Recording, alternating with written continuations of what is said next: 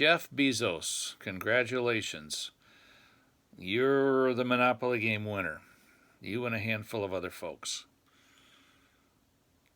You and I both know that that is not a sustainable model.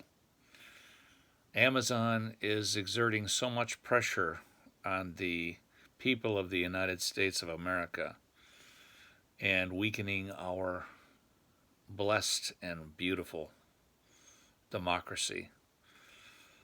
Am I against commerce? No. I'm for capitalism, commerce, good government, ethical practices. But, Jeff, we cannot continue to uphold a free society with business models that make oligarchs and criminals the richest people on earth.